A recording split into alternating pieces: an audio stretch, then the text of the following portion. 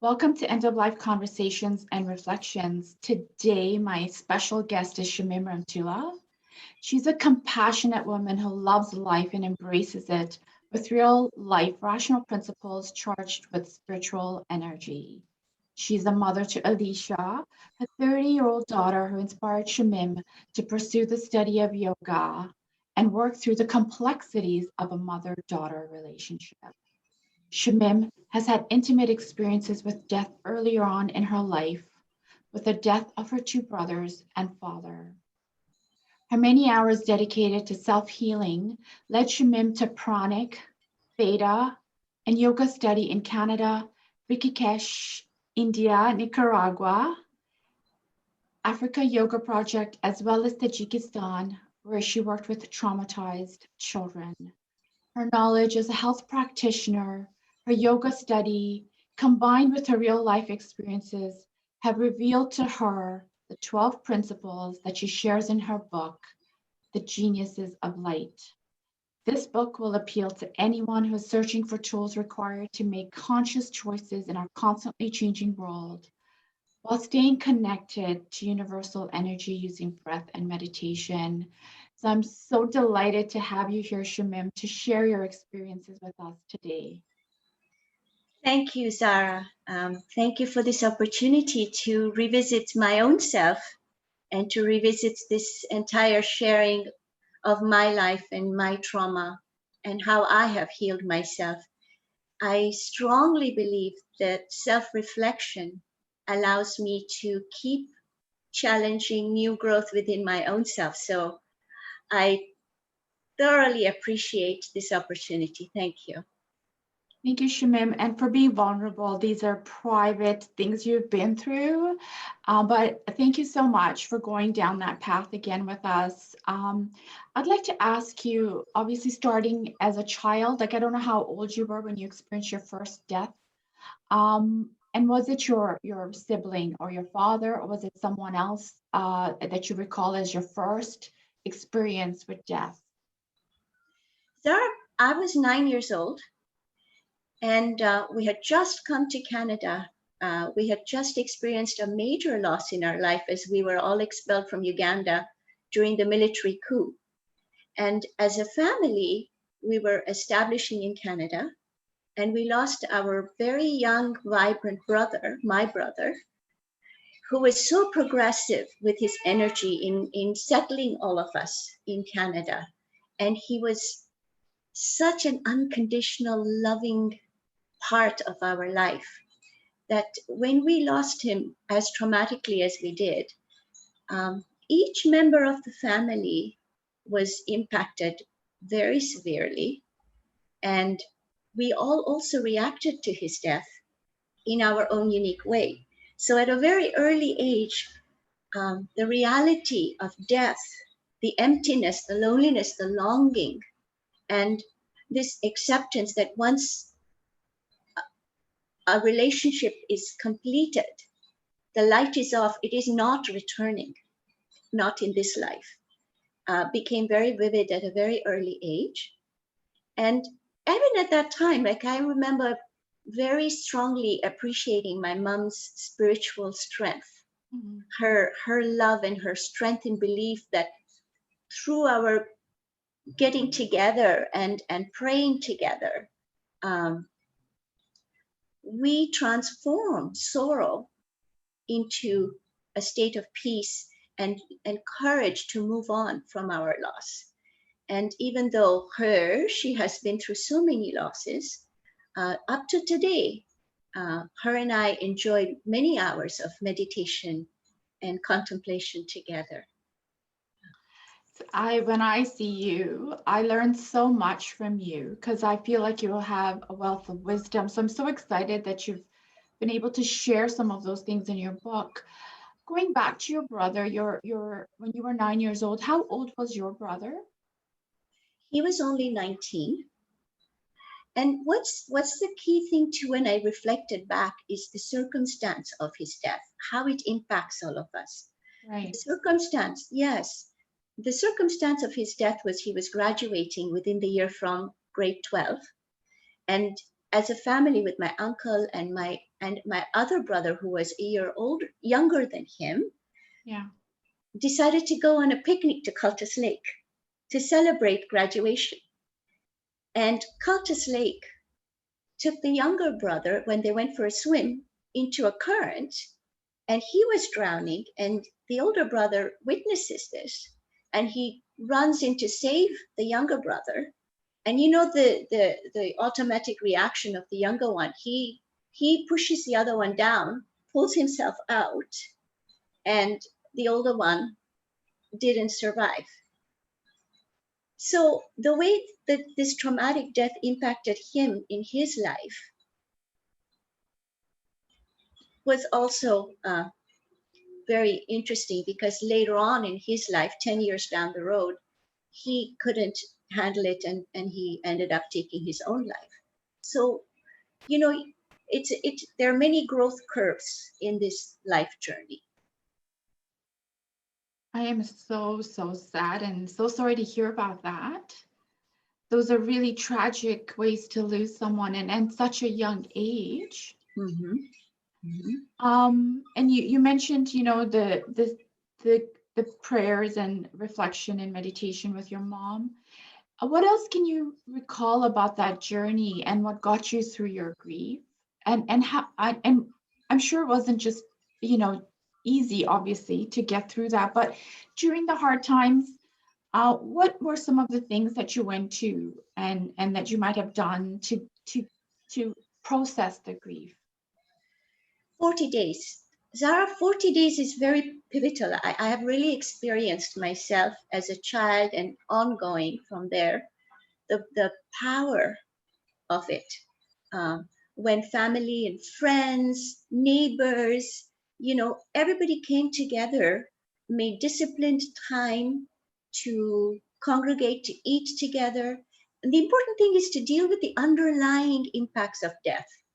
Yeah. When you're getting together 40 days, because you know there is a loss of dependence. We all depended on my brother, because he would get me up and get me ready for school, and he bought the first car, and he took all of us to work, and then he made it to school and work himself. So his energy, he was so vibrant that when he went, we all kind of like, now what do we do? You know, there was no one making decisions anymore. And so this 40 days really helped us support each other and talk about how we're going to go to school next. How am I going to take the school bus? You know, my mother started working in plant nurseries. My father started to go back and work in chicken farms. So it kind of realigned us, because we got together and supported each other. Community came together. And so, and by the time the 40 days are over, you're beginning to really integrate that you've actually lost this beautiful bond and companion in your life. And then from there on, at least you are starting to stand on your own feet again, you know. And so the grieving you do together for 40 days. So I really appreciated that getting together with everyone And the sense of community, right? I guess community. it's so important. Yes. And you also feel like you're doing something for the deceased. It's like you're giving them a boost of energy, of peace and love to go into the afterlife, you know, whatever that is. But at least you feel like you're still engaging with the deceased for another 40 days together. Okay. So speaking of the afterlife, you said whatever happens after. What do you think happens? Like, what do you hope happens? I mean, we nobody knows, but what are your hopes then about where your brother is now, or what happens to us when we die? Honestly, I always see light and peace. I always see this. I reflect back on my source, you know, and I've been watching BBC News maybe too much, but it talks about the Big Bang Theory. Where did I come from? And 98% it's proven that this Big Bang happens, the explosion of energy. Energy, light energy, merges with carbon and hydrogen, and it's making all these planets and galaxies that is just infinite, this such profound profound expansion of galaxies upon galaxies is happening. And I am part of this energy. We are all part of this beautiful energy. So if we are merging back to source, then I would like to merge back to this peace and this energy that's of silence. My fear would be that on a daily basis, I haven't engaged in finding that peace and getting out of the turmoil of my mind or the turmoil of the changes of the world around me in the present now. That would be my fear. Yeah. So to engage death and to be ready for death, it would be to engage in my meditation on a disciplined, regular way, and to contemplate on this beautiful, powerful energy of source. And while I'm doing that, I feel very much at peace, like my mother does. Right. So what I'm hearing you say is that you engage in preparation for the afterlife in your present life daily. Yes, in all my decisions, I'm always thinking of how do I choose peace in this situation? Whether I'm feeling angry, I will try my best to figure out how do I get back to peace? Yes, there's so much turmoil, change with this pandemic. It's insane. Yeah. And in that, I still have the power to choose and channel myself. And that's where my book, I think, will really assist people in making those decisions going forwards and during this pandemic. I think a really important point is the community is not there anymore. You know, that love and support for the 40 days, funerals are smaller. You're not allowed to really go to each other's homes. So people who have lost their loved ones during this pandemic don't have the opportunity to connect with their community. So I think what you've created with your book are tools that people can use themselves.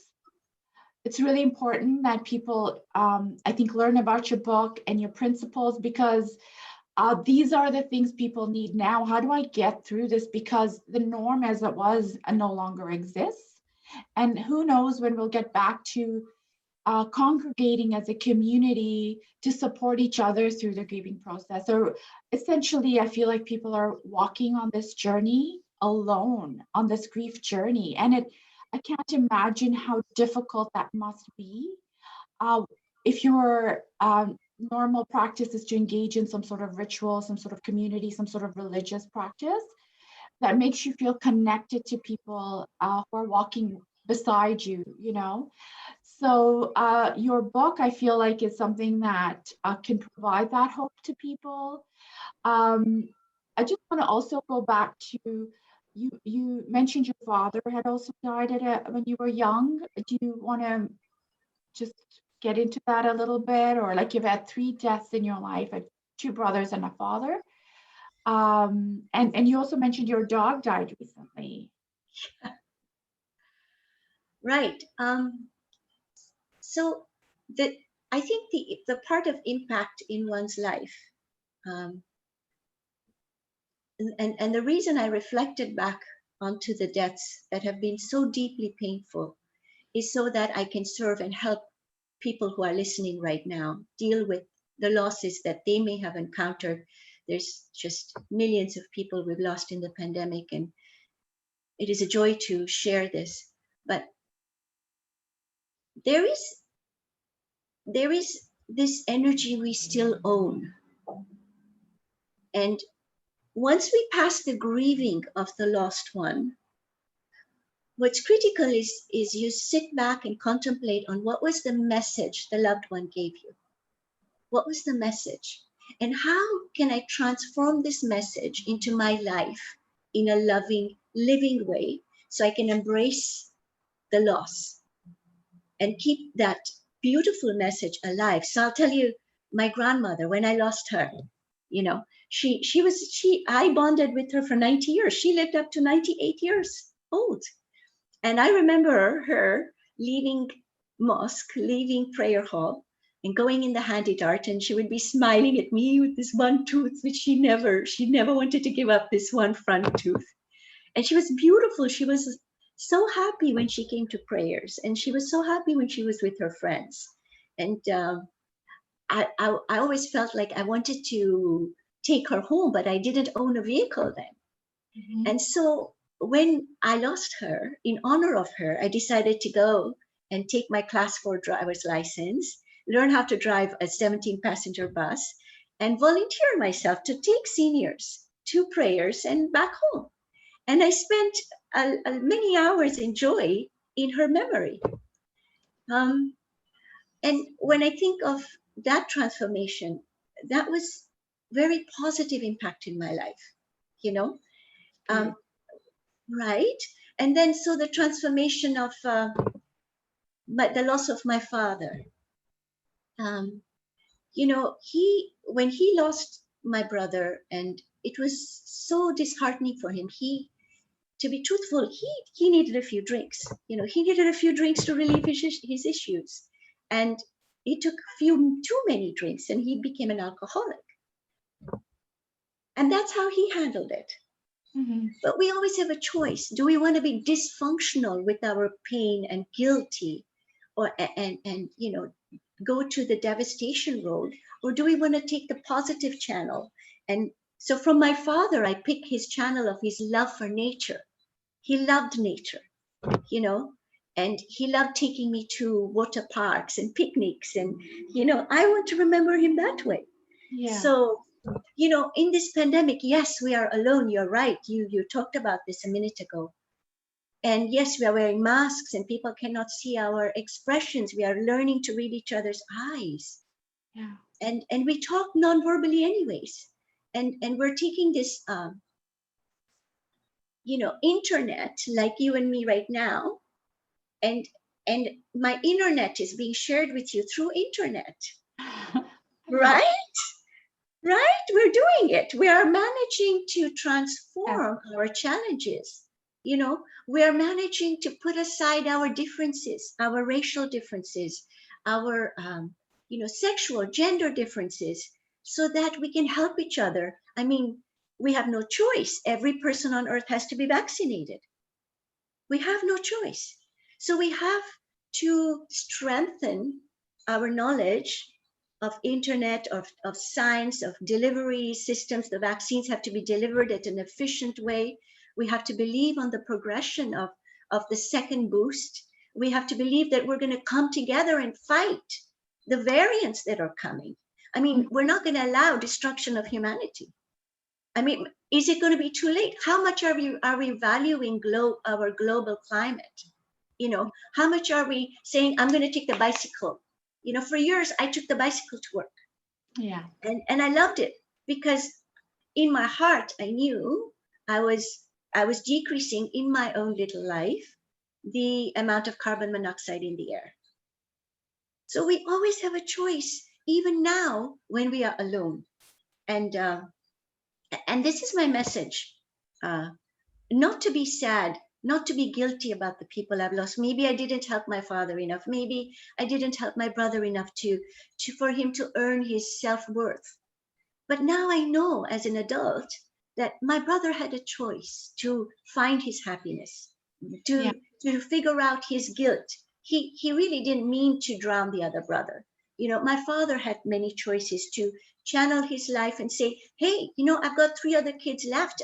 I want to love them and take charge of my life and own my emotions and figure this pain out so I can be present for the people I love, like my mother did. So do you know what I'm saying? Extreme example, someone that used a very positive way to cope, and then another parent that wasn't able to cope that way and used other means to cope. And you've seen the extremes of that in your life. Yes. Yeah. Yes.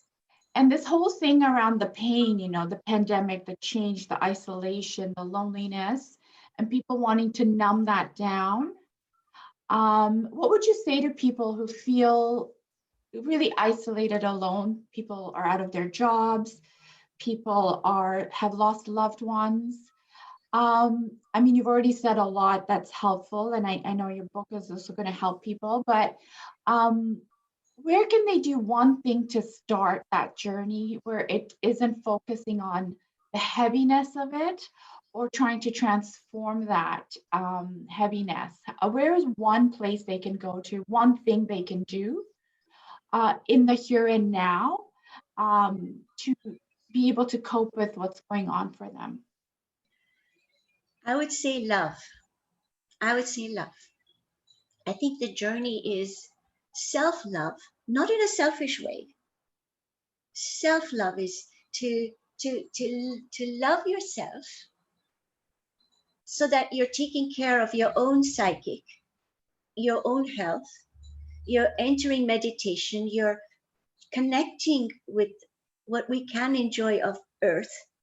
You know, go out there and nourish yourself with fresh air, walking, jogging, mountains. I mean, Vancouver is beautiful. Yeah. Engage with the elements of standing in earth, taking in the green grass.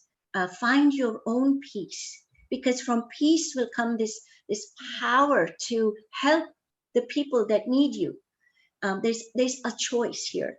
Like in my situation, I couldn't reach my mom for months. She was in isolation in a nursing Yeah. home, and so I decided to make a yoga video for her and for the seniors, and I'm connecting with her daily, and it's on out there on YouTube, simple yoga video. But she enjoys it because it also I made it outdoors, so she also tells me, "Oh, I'm so much loving the ocean views," and you know, find positive. We always have a choice to own ourselves, to own our energy. Think of your energy, your mind and your emotional energy as vibrational energy, energy that we own, that we can channel, that you haven't lost everything, and we can do something to help everyone around you. And now we're making, like, one of the most important things we're doing is we're grounding ourselves. The pandemic is grounding us into our bubbles of our 5 or 6 people.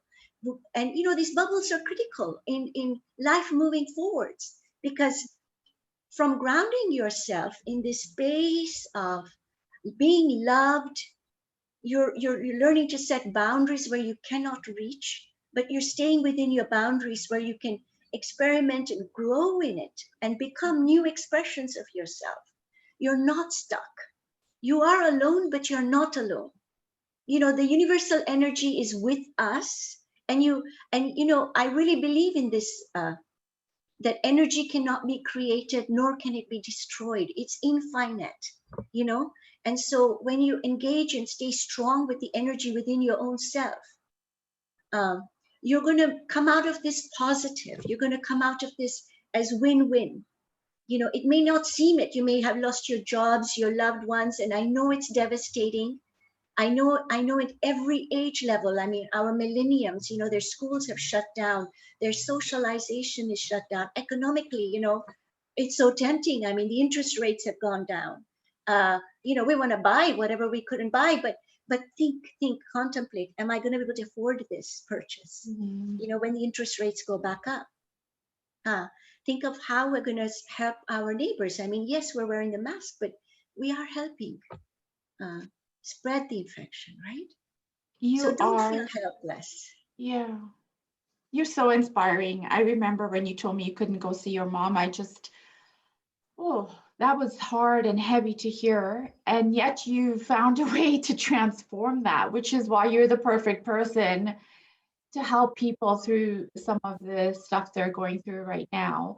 That video you created, I loved it, and your mom got to connect with you that way. But when I thought about all the loved ones that couldn't see people, and I think I would have been bogged down with the grief and not seen the way, but you found a way to connect with her, and I'm just so blessed to have you in my life because you share these things with people, you share it with your friends and your family, to show us that, you know what, there's always, like you said, your words, you live by them. You always have a choice on how to, move forward with this and find a way and be creative around how you connect with people.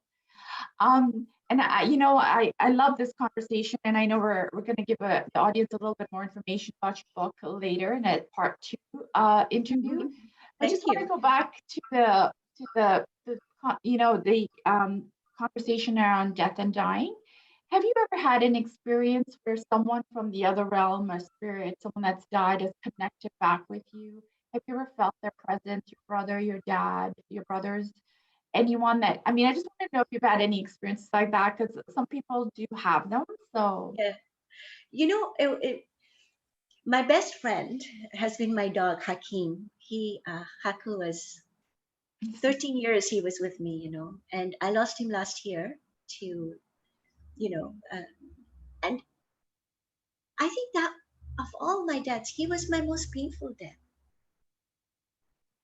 He was with me. He was unconditionally with me. My dog was so special.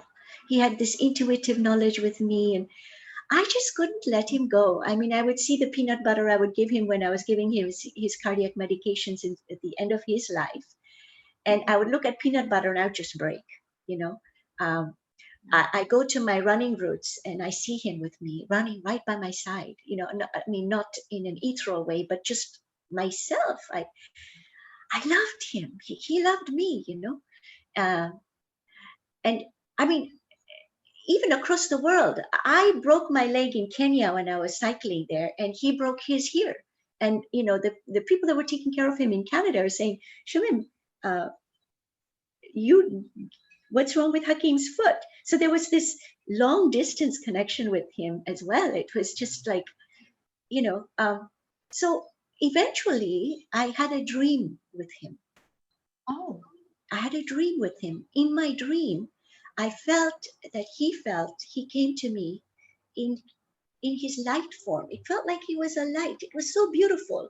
And that his light merged with my light in my heart, and so ever since that day, magically, I have stopped breaking. I think of him with just happiness because it's just that, oh, he's with me. It's no problem. yeah. And I mean, it was just beautiful. It was just beautiful. And even when he passed away, I took his ashes and we went to, his favorite place on the beach where I played ball with him. And we Mhm. released these beautiful candles to let him go. And for Sure. like, it was a windy day, and these little tea candles, and flowers, and his ashes went.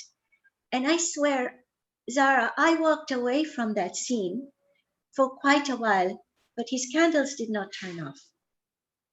And I kept thinking about that those candles were in the wind, floating away in the ocean, the waves coming, but his candle didn't turn off. And he always made me think. And then after weeks of thinking, as you fool, you fool. You've written a book that talks about peace and light, and there's my dog going away, and he's still leaving me the message that, hey, I'm in peace and light. Yeah. The candles didn't go off till I walked away. Beautiful. Right. So Love that's what I needed to share with you today. That this. that Beautiful. light and peace is present for us to be with. And about your book, I see it behind you. Can you hold it up and show Oh, people? sure. Yeah. So that book, we're going to put the link below. It's available on Kindle and for free download, is it? Or how much does it cost to download? It's 786 Canadian dollars. 786. That's amazing Yes. price. Yes. Mm-hmm. Yeah, so people can download it and work through it. And Mm-hmm. we're going to have a little conversation about the book in a little bit, and people can look out for a little bit more information on how to use the book. Absolutely. My Um, pleasure. yeah, so is there anything else you want to share about death, dying, end of life, the afterlife, anything that comes to you that you want to share? I peace, light. Take from the people that have died love and share that love. Share that love. That's what's coming to my heart right now. Thank you so much, Shamim, for Thank taking the you. time to have this conversation. And I look forward to continuing it about your book. So thank you and have a beautiful day. You're welcome.